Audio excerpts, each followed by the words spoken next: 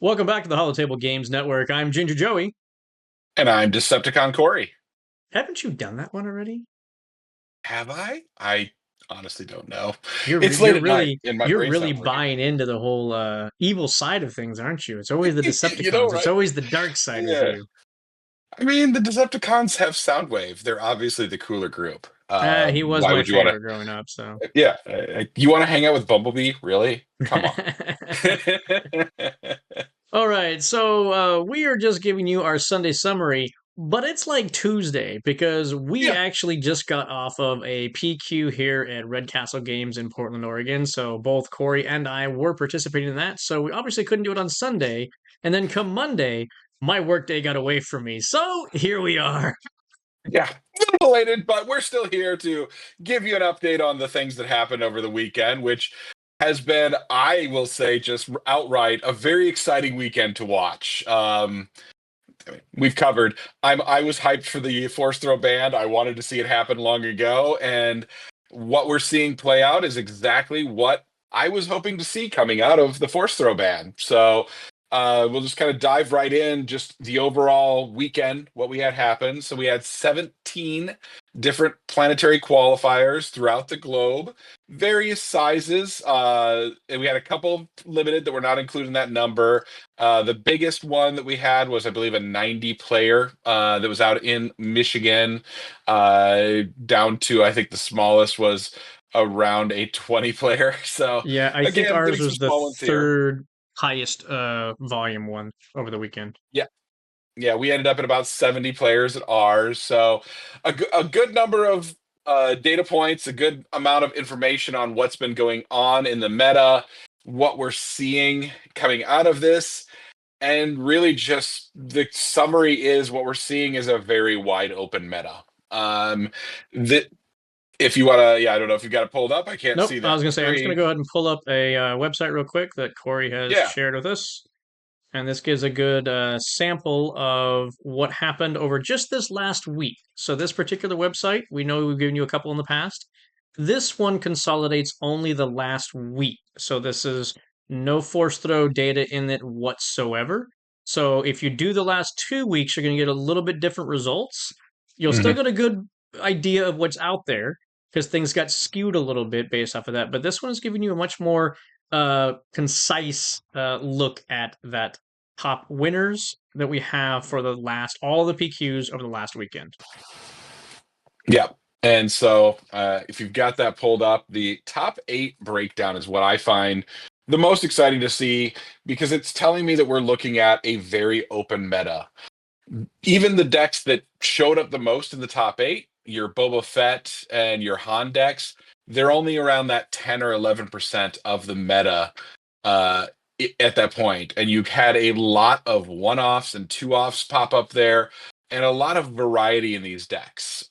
So the big thing to start with is we saw as expected, what was the strongest decks before are still hanging out. Your Boba Fett jump to light speed, still a great deck, still doing very well. You have to still be building around, hey, this is a deck I'm going to be seeing.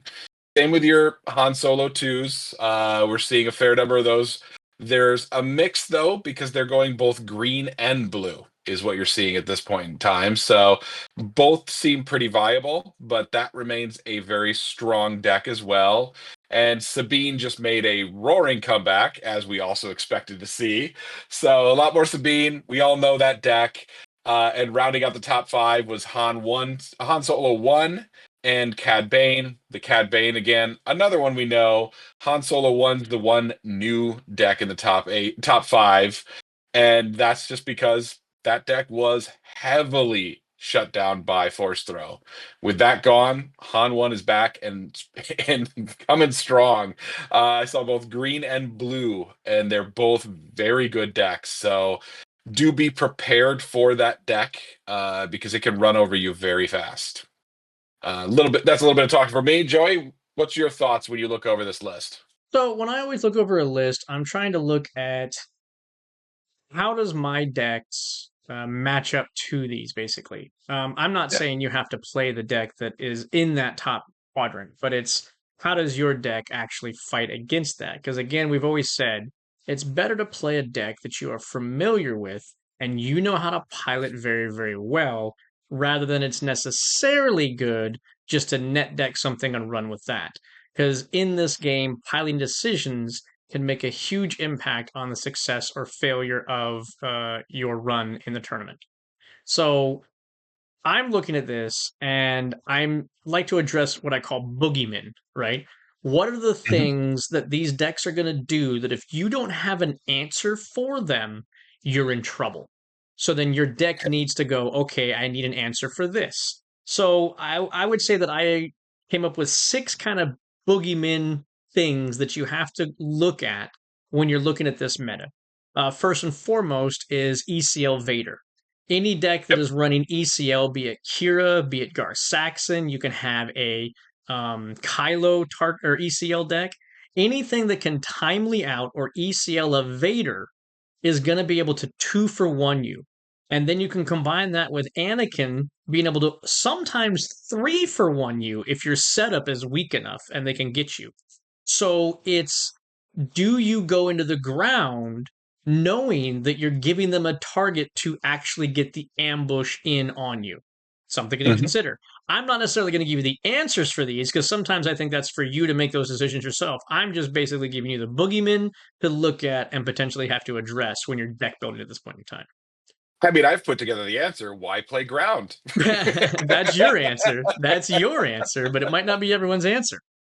So, Yeah.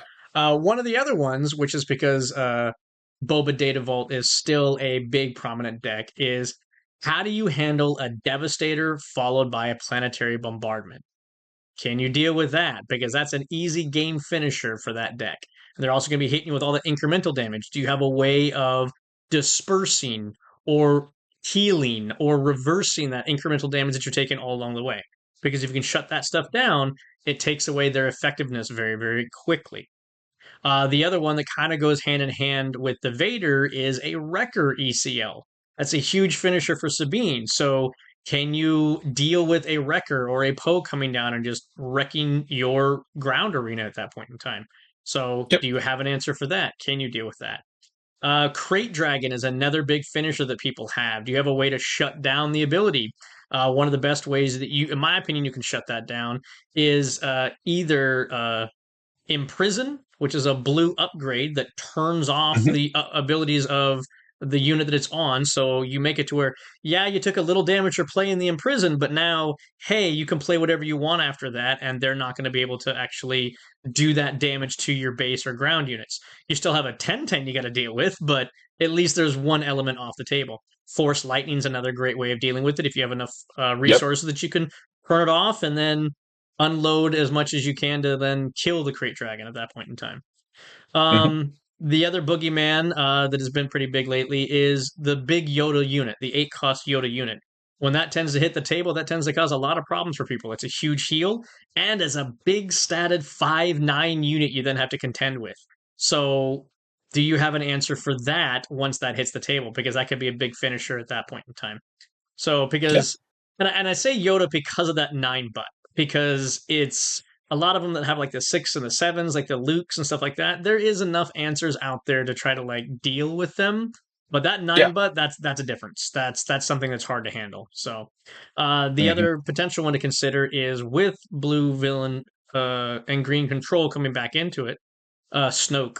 Snoke is a huge monster that shuts down a lot of decks and causes a big inconvenience because it takes away a lot of removal that you would normally have at your disposal for getting rid of it. So, Mhm. um, the last one with Han 1 coming into play is Infus Nest. I Yes. consider Infus Nest, the 7-cost Infus Nest, to be the light side's version of an Avenger. It is their Mhm. way of locking the board up. Once they get Infus Nest on the board, who has Saboteur and can attack your base, and on attack gets to bounce something with less power than it, it can and throw a hot shot blaster on it. Now it's a 7 power. It for the most Mhm. part can completely keep your opponent at bay. Because whatever they put into play, you just hold Infus Nest and don't attack with it, and then you attack after they play something and bounce it right back to their hand. It is a soft lock for light side that is equivalent to Avengers blue version of it. Yep. Yeah, I definitely may have gotten emphasis nested myself this weekend, and it was not enjoyable, not at all. That is a card that, yeah, you need to have an answer for it. You're going to be seeing it more. It's very good, and especially it's very good against a lot of what's out there right now. So do be thinking about that card along with everything else that Joey just mentioned. So, on that note, as you can see, there was the top eights. Then we have the winners. So, what converted and what didn't? The top conversions were Han 2. And I believe it's one green and three blue is the breakdown of this, of the four. And then Hmm. Sabine was the next one. And then Yep. there's two Cad Bane, two Gar Saxon, a Kylo, a Grand Admiral Thrawn, etc., etc. 1, 1, 1, 1. But the biggest converters are the usual suspects. So these are the decks that are going to have the bigger staying power and longevity. It's going to be harder to spike against these decks because these are the ones that people have been playing for months. So Hmm. you need to have a plan against them.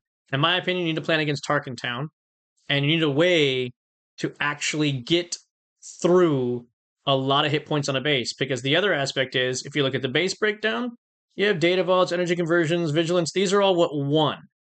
Now I'm going to flip it over to the top eight. 43 data vaults. They make up Yep. Data Vault's out in 33% force. of all the decks that were played in the top eight. That's just in the top eight. That's not even counting how many were present in the tournaments. A third of all of your decks, you have to now get through 33 health. So you need to Hmm. be able to get there. And sometimes, and I fear that makes aggro a lot harder to do. Because not only are you contending with Tarkin Town now taking out your first units and slowing down your speed, you're now contending with, oh, I got to get through three more hit points of health as well to get there. Yep. Yeah, definitely worth thinking about and considerations to make. Yeah, I think what we're seeing is, as I said, a very open meta that, yes, the good decks that were not hurt by the Force Throw ban as strongly are still very good decks, and they're going to stick around. But I also think there's a lot of potential for more up and comer decks. I think we're going to see more of some of these decks that are on the fringe and aren't quite maybe getting the winners, but are seeing some fair numbers converting to top eight. I did want to highlight just for my side, we've got Poe right up there. As soon as Force Throw's gone, he's back and he's looking good. Six Poes showed up in the top eight this last weekend, including a Poe yellow that was interesting. But a lot of other Poe data vaults and some Poe ECLs. So very similar to what I've been running for the last two sets now. It's making a big swing, and I'm glad to see that. But I think we're going to see more potentially Poes, more Kaz, more Luke's pilots, but you're also going to be seeing more of the Rays, more of the Yodas. I also expect to see probably more control. Gar Saxon's going to continue to do well. Iden's going to keep doing okay. Kira's coming back in force. I've said it before and I'll say it again. You're going to keep seeing more and more Kira as we play out. So look over the list, see what you, as Joy mentioned, look at for what you feel like you have good matchups against a fair number of that top 5 to 6 decks. If you think you have a decent matchup against most of them, then it's probably a deck you should try running. It has potential. So do feel like, yeah, I think this is what's exciting to me is it feels like you can really bring anything. I know I've heard some crazy decks some people are thinking about bringing to sectors next week. That should be very interesting to see, and very well could end up just spiking top eight or at least day two out of nowhere. Sometimes you catch people off guard, but the biggest thing to remember is you will never have a deck that is 100% good against everything. It's not going to Yes. happen. Sometimes you just got to get lucky. And Hmm. having enough practice and reps with your deck helps shrink the number of luck that you need to actually be successful. Because even if you're in a bad matchup percentage wise, say it's like 60-40 in their favor, that doesn't mean you can't win. It means it's going to Yep. be an uphill battle. And the better you know your own deck, the more often you're going to be able to actually get there. and sometimes you're just hoping for some play mistakes that your opponents make. So, but Yeah. speaking of your deck, sir, let's get into a little bit of the PQ that we just had ourselves in Portland. And why don't you go ahead and tell us a little bit about how your run went?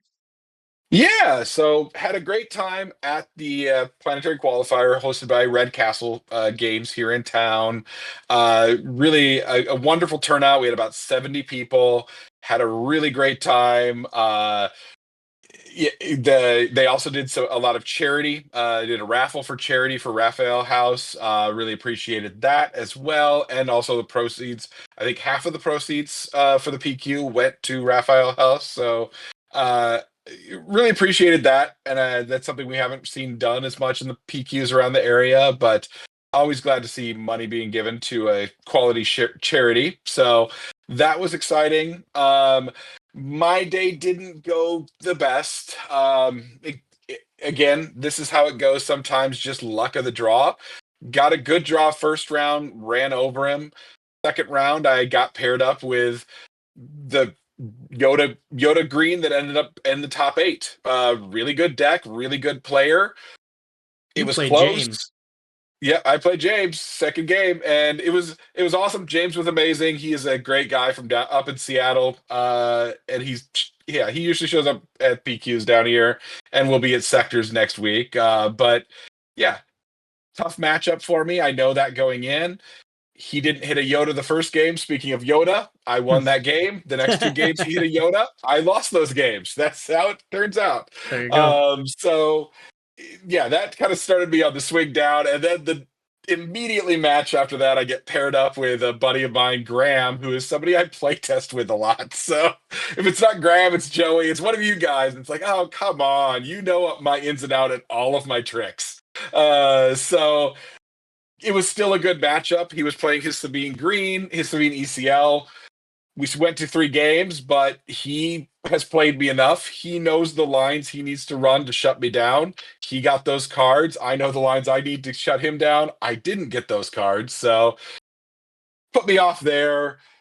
Kind of at that point was my head was kind of done with it, and I wasn't focused. Went into game 3 against a Han 1 green, which is a tough matchup for me. Ended up making some stupid play mistakes that I shouldn't, just because I wasn't focused anymore. So I lost that one as well. Although not saying anything negative about my opponent, Courtney. She's also an amazing player as well. So it was one of those. Went 1-3. Decided at that point I'm just going to drop and head home to just relax for a bit and get ready to just refocus for sectors. But it didn't feel bad. I still felt like, I think that's the most important thing, is I felt like I was still well positioned for what I was playing and the different decks I was seeing. I like Poe Data Vault's positioning right now. I think it's very good, and at this point I'm pretty much leaning on it's the deck I'm taking to sectors as well, because I think there's a lot of potential there, and just if I get the right opponent draws and the right card draws, it definitely has the potential to go a long way. But yeah, it can also be shut down, which I saw happen a few times, and that is the life of an aggro deck. Any deck can technically be shut down if True. they're getting the cards that they need to execute that. So Yeah. it's sometimes card draw and randomness is part of card games. Yeah. So It's life.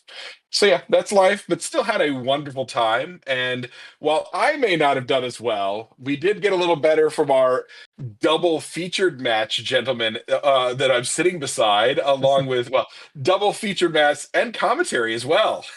yeah. Kind of covering the So whole gambit. if you want to check it out, our friends over at Unlimited Power, D Rod, Yes. him and Madame Zola, Jen, they were doing the color commentary for the entire thing. And then after the Swiss rounds, I hopped in for some top eight commentary as well. But during the Swiss rounds, I actually got featured twice. Once because they wanted to Yeah. see the deck that I was running, and the other time just because I was randomly against the person that they wanted to see their deck running, kind of thing. So if you want to check that out, you actually be able to see my deck in action as well. I had a very weird PQ. I my one opponent during the first features match unfortunately had a game loss. It's never a fun thing to have happen, whether because you don't want to win that way, and you also don't want to like receive that kind of stuff as well, because it just kind of deflates a little bit. But so that match went to me, not to spoil that, but you can see it. And then I ended up having to go to time and draw against a Han Green player. And then my very last round, my opponent just dipped and didn't even show up. So I was like, I had the weirdest PQ in the world kind of thing. So ultimately, if I hadn't, if we hadn't gone to time in that one round, there was a chance I could have made top 8 off of tiebreakers because the one person that had would have had the same record as me and lost the exact same opponents as me was the bubble at 9. So Yeah. it would have completely come down to tiebreakers, but that's neither here nor there because it didn't happen. Yeah. It's how it goes sometimes. Just accept it. Yeah. So, Um, but I did take the lessons that I learned. The deck performed much better than I thought it was going to be perfectly honest. I yeah. did have. I also played James, and we had a great first game, and then I sideboarded in, and drew all of my sideboard cards in the first 2 turns, which is not when I wanted to see them. And so No. basically, my deck just kind of crapped out and gave me the worst draws I could have had. And then he obviously got that and just took the match kind of thing. So, and Yeah. again, sometimes that's what happens in a game where you're randomly getting stuff is you get bad draws, you get bad draws. So, but Yep. overall, I think the decks performed very, very well.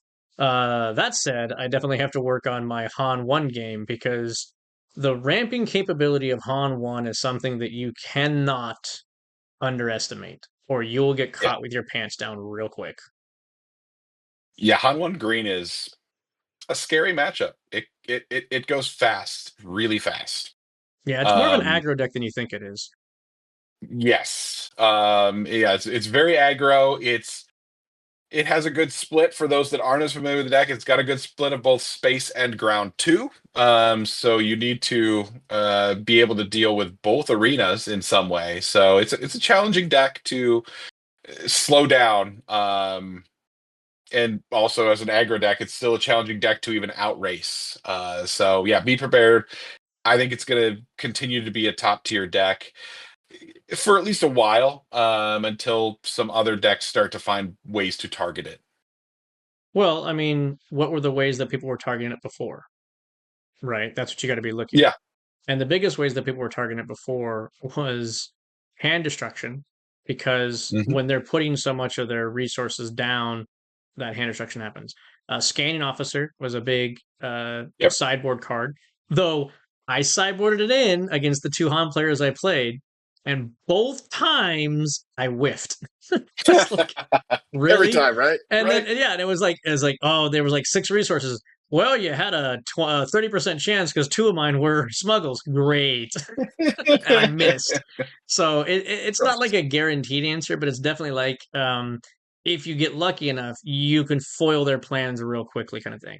And the best thing to do is to actually wait until they play their tech, then scanning officer them, because every single card is a smuggle at that point in time. Yep. You get them So all. Yeah. So yeah, be ready for that. I mean, the other big thing is obviously, as we all know, killing Han on his flip turn.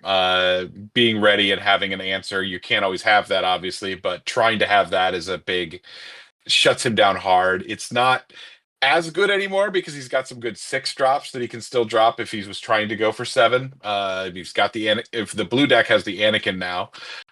So it's not a complete shutdown, but it is a big shutdown for him.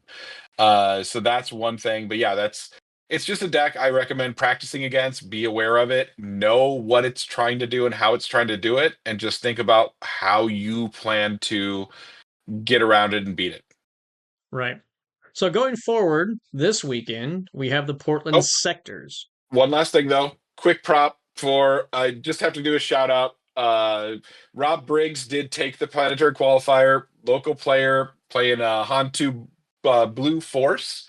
Very, very well played. Is showing that deck is still a very strong deck even without force throw.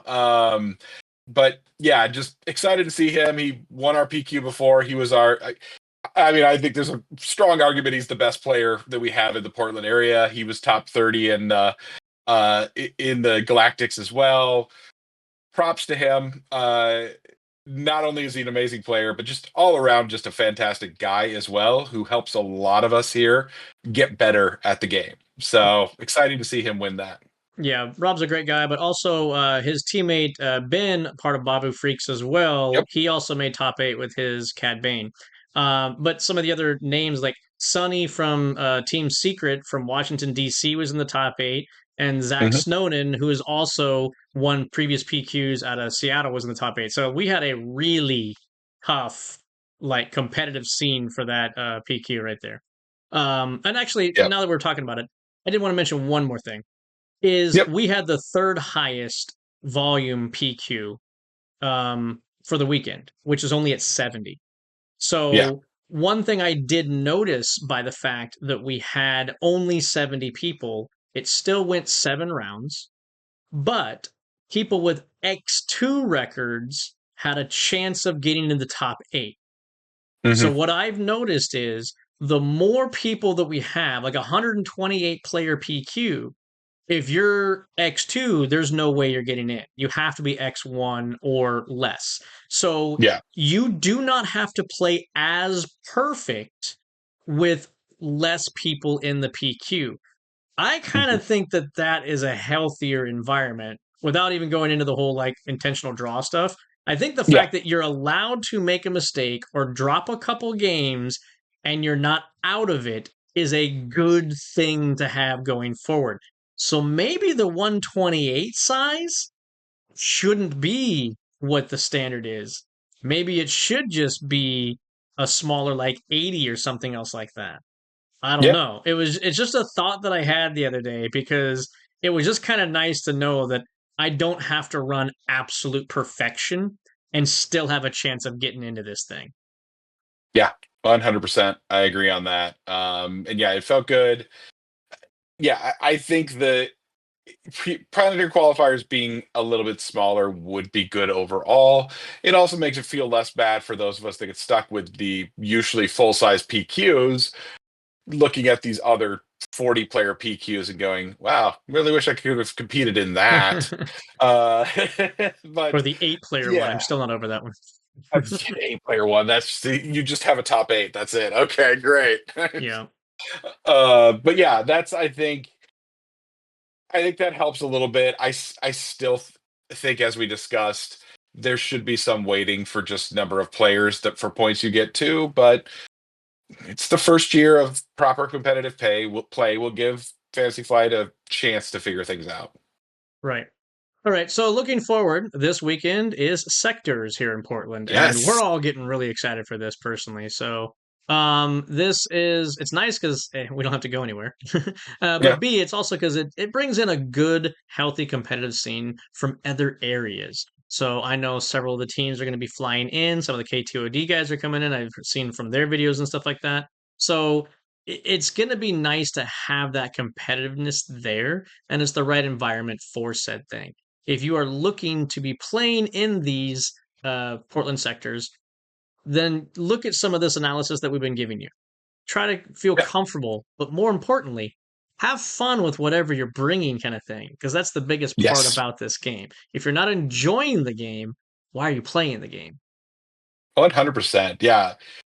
Genuinely excited for this peak for this sector to see really, yeah, what the composition is going to look like. What decks we're going to see show up, what are going to do well. It's really, again, I'm just so excited with Force Throw gone. I cannot hold down how hyped I am in what we're seeing now, where it does feel like if you can build a decent deck, it might be one that can get play that people aren't ready for, because these decks that are the top, these Han 2 decks, these Han 1 decks, they are not unbeatable. They are not overwhelmingly powerful. So yeah, it's exciting. We're going to see firsthand what the meta's looking like in the bigger competitive scene coming out of Force Throw. So yeah, it's gonna be a great time. It'll be on stream. Make sure to watch if you can. If you're out joining us and you do watch our videos, say hi. Always happy to chat with anyone. Yeah, it's going to be a good weekend. I'll definitely be there myself all of Saturday. Joey, I'm assuming so as well. Don't two. I think Sunday is dependent on if I actually make day two. Because I'm not too concerned about the prize wall tickets, our prize wall prizes. So I probably won't come to grind or anything like that on Sunday. What are you thinking, Joey? I don't know. I'm still up in the air. So Yeah, I always just like being around the people and the environment kind of thing. So I might just go and like play some Twin Suns because I love me some Twin Suns. yeah. And if that's how I'm gonna grind some tickets absent-mindedly, I'm fine with that. So I'll definitely be bringing a few Twin Suns decks to be playing. So who knows? I wouldn't also mind getting some trilogy games in. So been looking Oh forward to yeah. that. Yeah, you forgot about that, didn't you? I need to get some decks built for that still. We got two in mind. I guess. Well, I mean, I know what the third is. It's got Well, to be the keep obvious in one. mind they extended the suspension list to trilogy as well now. Yep, which is perfect. So, That's what I yep. wanted to see. Um, But yeah, yeah. so the other thing to consider is unlimited power, as Corey mentioned, and late night gaming are collabing to do the streaming of the sectors here Yes. in Portland. So you'll be able to watch the stream either on both or either or their channels. I haven't talked to D about that, but I know he'll be setting up all his equipment that we've been using for all these other PQs. So Yeah, it's going to be a great time. Uh, yeah, just very excited that we got it here in Portland. Appreciate Fantasy Flight setting us up with this. Hopefully that means we'll see more in the future as well. Although I'm sure it probably won't be right away. But yeah, when it rains, it pours in the Portland area. We go with that. I think it would be nice to eventually see one in every time zone, so to speak.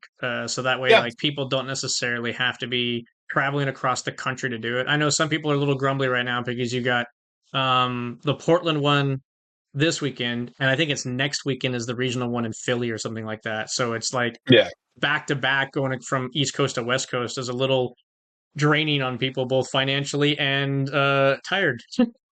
yeah. That's fair. I mean, the flip side, you don't have to go to both. No, the regional one is a sealed environment, if I'm not mistaken. So that is Oh, a is it? sealed. That's Sorry, interesting. Okay. the Philly sector. Sorry, it's the Philly sector, not the regional one. Um, Okay. one of the I forget. One of them is sealed only or limited only. Oh, interesting. Okay. So Yeah, I mean, I'm curious to see what this limited only. Honestly, the big thing also I was even talking to Matt about this after the event at Red Castle is now that we have Trilogy having a banned list, I would love to see some Trilogy planetary qualifiers. Let's do some. That I sounds like a fun time to me. sure, but I think that might happen after rotation. So because Yeah. then you actually have since trilogy is quote unquote well, they didn't say it was the eternal format because it's supposed to be just a They said it's sub Trilogy format Premiere, is what yeah. they're calling it now. So who knows what they're going to end up planning on doing with that. I like the fact that we do have limited as an option. Yeah. Um I don't feel like traveling so much for limited PQs though. Like if they're around me, I'll go to them, but it's since it's a little more luck based and not as much like I can manipulate things, Yeah.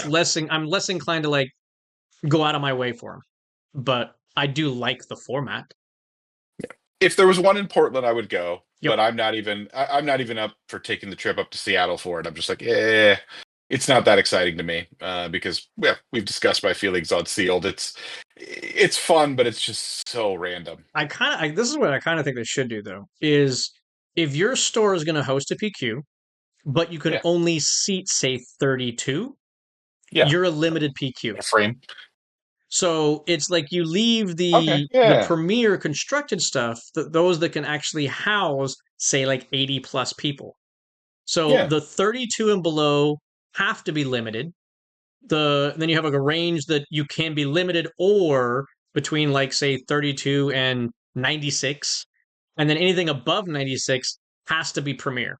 And a lot of that comes down to logistics and time frame of less players for limited is better because you have to do the rounds of sealed, then you have to do the round of draft afterwards once you get to your top stage. yeah. It just takes up a lot more time. So having Hmm. less players is more like conducive to that kind of a format. Whereas, like, can you Yeah. imagine trying to do a 128 player limited? Oh, that's going to be so much I mean, there time. was one this weekend, wasn't there? I think Not I that was many looking at people, though. I don't think it was 128. I mean, it might have been like it. 90 or There something. was a 123 in Baltimore, Maryland. Wow. I I'll bet wonder how that that one was went out. horrible. Yeah, like that sounds exhausting. I mean, our one on Sunday went from 9 a.m. and we walked out of Redcastle at 10 p.m., 10:30, something Yep. like that. So I mean, it was like it was a 13-hour grind, and that was just with 80 Hmm. people doing Premiere. Yep.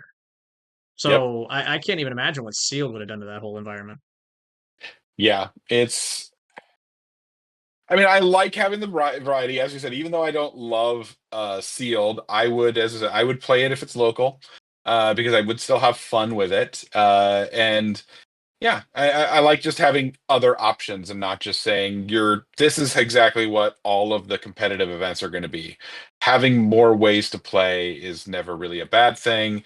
It gives variety. It lets players that just want to, like ourselves, where we just want to make decks and compete, but I mean, I don't have the kind of time to be like heavy duty, real competitive player.